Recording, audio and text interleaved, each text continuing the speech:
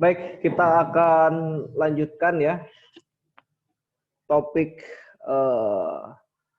mineral yang ini akan relevan untuk materi di Olimpiade Sains bidang geografi dan geosains ya.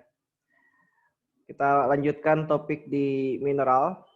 Ya, kemarin kita sudah membahas terkait dengan karakter dari mineral ya, karakter dasar dari mineral. Hari ini kita akan lanjutkan topik kita ini. Kita masuk kepada kelompok mineral ya. Baik, ada lebih dari 4.000 mineral berbeda yang itu sudah diidentifikasi ya, sudah dinamai ya. Tetapi mungkin agak mustahil kalau kita menghafal dan mengetahui semua jenis itu ya. Karena setiap tahun itu akan ada mineral baru yang teridentifikasi. Sehingga bagi para pelajar yang masih dasar, kita akan mulai mempelajari mineral ini dari beberapa mineral utama saja gitu ya. Jadi kita hanya mempelajari utama saja yang itu akan menjadi mineral penciri untuk menamai batuan-batuan utama yang ada di dunia ini gitu ya. Oke, jadi memang melimpah sekali ya. Ada emas gitu ya, ada kuarsa, ada silika dan semacamnya.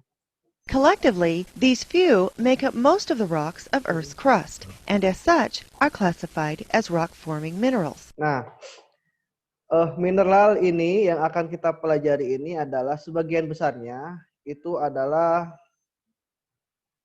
ada di kerak bumi ya, sehingga kita namai mineral tersebut sebagai istilahnya itu rock forming mineral ya, RFM, rock forming mineral atau mineral pembentuk batuan. Ya. Jadi kalau ada RFM itu singkatannya rock forming mineral atau bahasa Indonesianya mineral pembentuk batuan. The most common group of rock-forming minerals are the silicates. Oke. Di antara kelompok yang paling utama ya dari mineral pembentuk batuan itu adalah ada yang namanya kelompok mineral silika. Pertama ya, mineral silika. Silikat. Ya. Ini contohnya di gambar ya, ada kuarsa, ada feldspar, ada hornblende, kemudian biotit ya. Nanti mudah-mudahan bisa melihat batuannya langsung ya. All silicates have the same fundamental building block, the silicon-oxygen tetrahedron. Oke, seluruh silikat itu memiliki yang namanya blok pembangun fundamental yang sama ya. Jadi kemarin kan kita sudah membahas bahwa salah satu di antara ciri mineral itu memiliki struktur kristal yang khas ya, ikatan kimia yang khas. Nah, silikat itu di antara karakternya dia memiliki blok yang namanya tetrahedron silikon oksigen. Tetra itu apa? Tetra itu 4 ya. Hedron itu apa? Hedron itu dari kata hedra ya, artinya dasar. Jadi ada 4 dasar. Kalau kita lihat di apa namanya itu di blok ini ya ada 4 ya, 1, 2, 3, 4. Jadi struktur ini tersusun atas 4 atom oksigen ya, ada 4 atom oksigen yang mengelilingi atom silikon Nah, itu yang biru di sini itu adalah atom silikon yang dia bentuknya memang lebih kecil, gitu ya. Oke. The silicon-oxygen tetrahedron is not a compound. Rather, it is a complex ion with a charge of -4. Oke ya. Jadi silikon tetrahedron silikon oksigen ini bukanlah sebuah senyawa, bukan senyawa, tetapi dia adalah sebuah ion kompleks ya, sehingga dia bernilai 4 negatif ya, 4 negatif.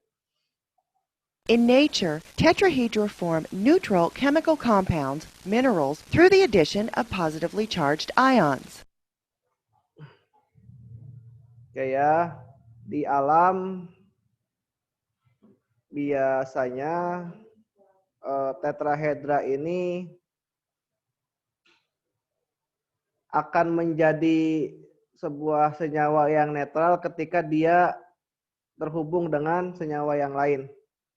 Gitu ya. Oke, ini dilanjut saja. In this way, chemically stable structures are produced, consisting of individual tetrahedra linked together by positively charged ions.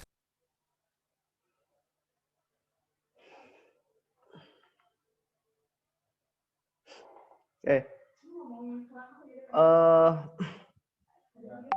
Secara struktur kimia ya, biasanya tetrahedra ini akan terhubung dengan yang lain sehingga In addition, the notice that in this change saja ya. also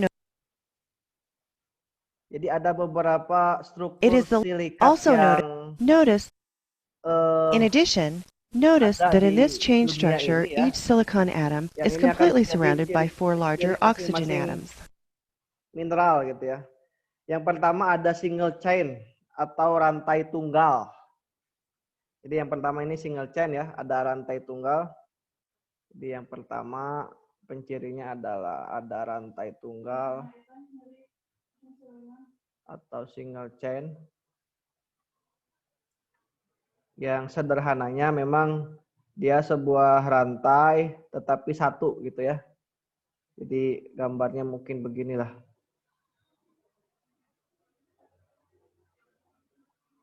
Ini topik di kimia dasar sebenarnya, tapi kita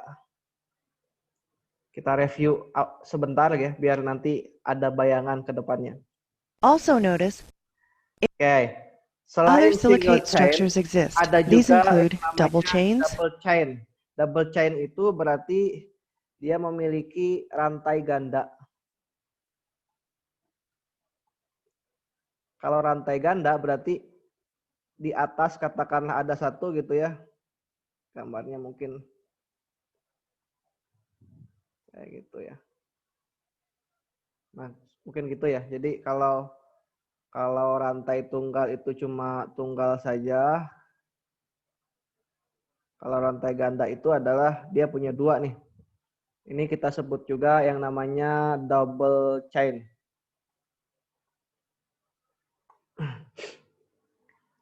Okay. sheet structures, Nah, ada juga yang namanya sheet structure. Jadi bentuknya lembaran. Bentuknya itu lembaran. Kalau lembaran berarti dia lebih dari dua nih. Bisa saja bentuknya itu begini ya. Jadi ini ada kotak lagi. Ini begini dan seterusnya.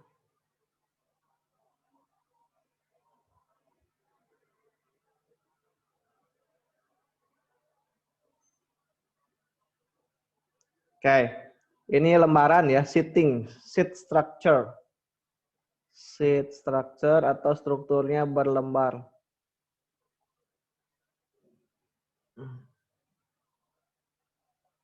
and complex three-dimensional frameworks. Nah, selain itu ada juga yang three-dimensional framework.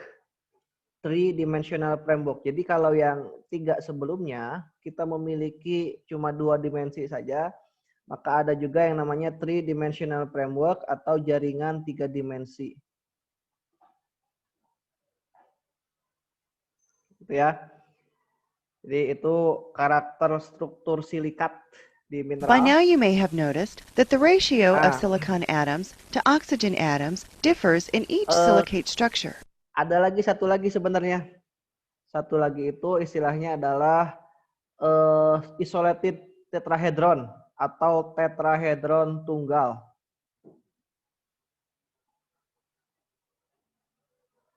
Jadi dia hanya satu aja nih. Ya tetrahedron kan ini ya. Kemudian dikelilingi satu silikon kecil, ada 4 oksigen dikelilingi silikon. Itu adalah struktur silikat. Nah, ini adalah penciri dari Whereas in the and in the three as more mineral-mineral tertentu ya. silicate minerals are described as having a high or low silicon content based on the ratio of silicon to oxygen. This difference in silicon content is important, as we will see when we consider igneous rocks. Oke, jadi ini contohnya ya. Isolated tetrahedra itu salah satu karakter dari struktur kelompok olivin. Olivin ya. Kemudian kalau jaringan 3 dimensi ini salah satu contohnya adalah mineral kuarsa. Jadi semakin rumit dimensi silikanya, maka konten silikanya juga akan semakin tinggi ya. Sehingga yang mengandung silikon yang rendah itu adalah berarti olivin ya, karena dia tetrahedronnya tunggal, dan yang memiliki yang paling kompleks atau paling tinggi itu adalah kuarsa ya, karena dia termasuk ke three-dimensional framework. Like the silicon-oxygen tetrahedron, most other silicates, Okay. they are all neutral that bind them to the major groups of silicate minerals, and common examples are shown above. Nah, ini kelompok mineral utama. Ini langsung saja saya bahas di sini ya. Sebenarnya ini materi batuan, tapi langsung aja. Di mineral itu kita mengenal yang namanya rock forming mineral. Jadi ketika magma itu terbentuk pertama kali ya, dia kan panas ya. Nah, ketika panas dia mulai membeku. Ketika membeku pertama, ketika suhu mulai merendah gitu ya, di suhu tertentu, mineral pertama yang terbentuk itu adalah olivin. Ini ya olivin ya, ini olivin. Nah, olivin ini termasuk ke dalam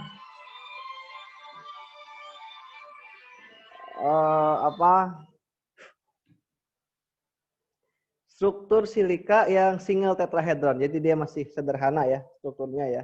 Nah, masuklah ke suhu yang lebih rendah. Ketika dia naik ya, magma kan naik ya. Magma naik, ketika dia naik maka suhunya akan semakin dingin, mendingin ya. Suhu mendingin, suhunya turun, terbentuklah yang namanya piroksen.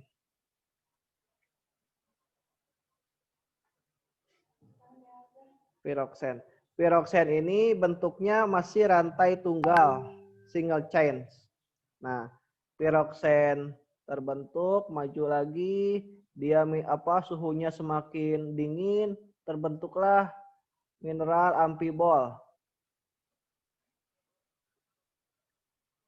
Atau mungkin sederhananya hornblende ya, namanya itu. Itu ya. Hornblende ini sudah semakin rumit, jadi dia memiliki rantai ganda. Setelah itu tersusunlah yang namanya biotit.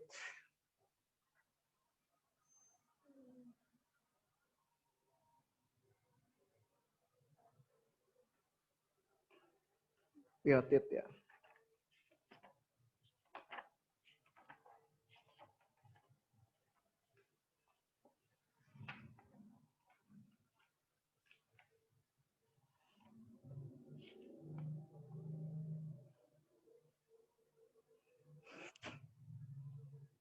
Nah, setelah biotit itu ke bawah lagi ya. ini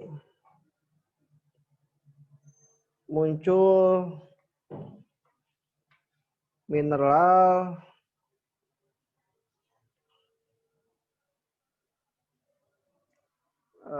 kalium feldspar. Feldspar.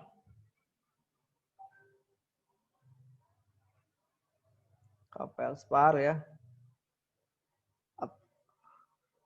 Kemudian di sini setelahnya itu ada muscovite,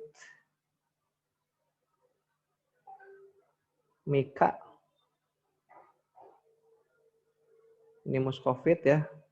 Feldspar itu nama lainnya orthoklas. Dan terakhir, mineral terakhir ini yang terbentuk di kelompok silikaan itu adalah kuarsa atau quartz bahasa Inggrisnya ya. Nah, jadi ini magma ya. Katakanlah di sini ada 1200 derajat Celcius. Ketika magma sudah masuk di suhu 1200 derajat Celcius, maka ada sebagiannya itu membentuk mineral olivin.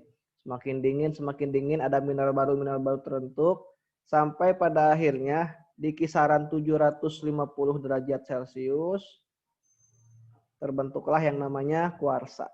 Ya. Jadi sudah cukup dingin ini ya 750, meskipun kalau menurut kita ya panas juga ya. Ini ke bawah.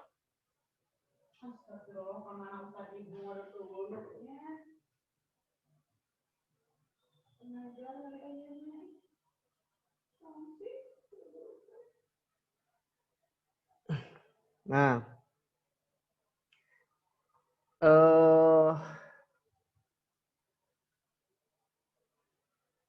selain ini oke, kita lanjut dulu aja ya biar kebayang. Nah, biotit itu bentuknya berlembar ya, biotit berlembar. Kemudian Feldspar itu bentuknya sudah rumit ini ya, sudah jaringan 3 dimensi. Tetapi muscovite ini berlembar juga gitu ya. Dan terakhir adalah kuarsa, ini juga jaringan yang 3 dimensi gitu ya. Notice that, Because for example, the micas have a sheet. Oke. Notice that each mineral group has a particular silicate structure, which the major groups of silicate minerals and common examples are shown above. Ini adalah deret mineral yang sebelah kiri ini ya, adalah deret mineral discontinue.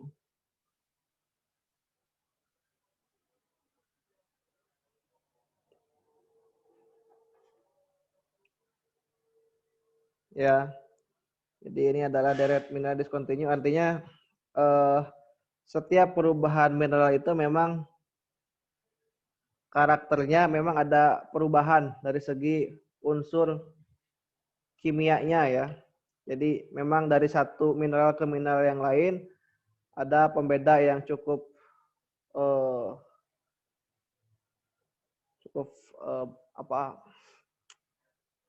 apa itu ya, frontal atau apa ya. Jadi memang berubah sama sekali gitu. Tetapi di sini ada juga namanya mineral yang kontinu nih, yaitu nilai plagioklas. Nama mineralnya plagioklas ya, plagioklas feldspar. Nah, gambar ini kita sebut juga dengan nama reaksi deret reaksi Bowen. Saya ulangi. Gambar ini kita sebut juga dengan istilah deret reaksi Bowen, di mana yang membuat deret ini adalah bowen ya.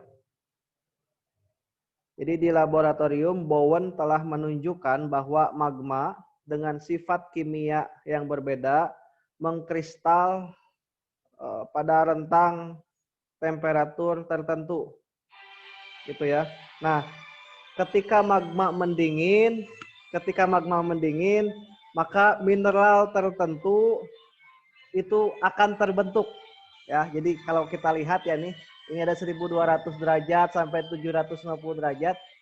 Mineral itu akan terbentuk sesuai dengan suhunya. Jadi tergantung pada suhu. Ketika magma naik, maka kan dia akan mendingin ya. Mendingin. Nah, maka ada perubahan suhu dan ada mineral baru yang terbentuk. Nah, susunan mineral ini kemudian disebut dengan deret reaksi Bowen. Ya. Ini salah satu mineral utama yang perlu kita hafal ya. Karena ini akan menjadi salah satu indikator untuk penamaan di batuan beku. Gitu ya. Baik, saya kira itu dulu untuk materi kelompok mineral sesi yang pertama. Semoga dapat dipahami. Saksikan edisi selanjutnya ya. Semoga lancar.